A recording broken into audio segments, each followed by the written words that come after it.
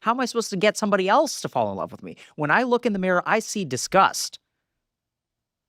I cannot fathom or tolerate the idea of going on a date and having this person look at this. So I'm going to transform myself. I'm going to solve all of those problems by solving one problem.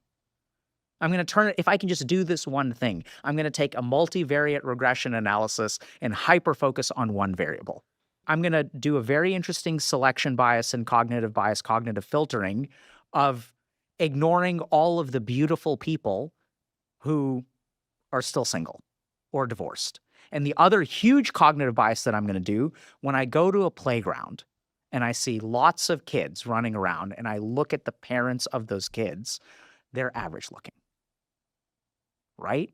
Most people who have relationships look average, like statistically. That's how it works.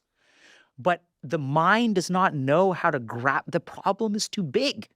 Where do I start? Do I learn how to flirt? I'm creepy. How do I learn how to flirt? How do I learn how to flirt without getting rejected? I'm tired of getting rejected. I don't want to get rejected. It hurts to get rejected. It proves all of my insecurities about myself. And that's just flirting. So if you talk to these people, a lot of times what you'll get is anytime you tell them to move forward, what they'll say is, but how do I solve the next thing? That doesn't account for this.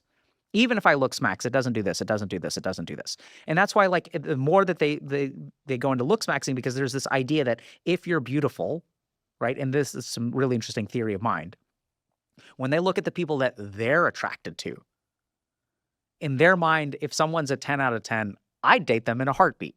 And if I date them, someone would date me. So I think this Looksmaxing thing is like a really great way of displacing all of our terrifying, overwhelming feelings of how do I get another human being to accept me?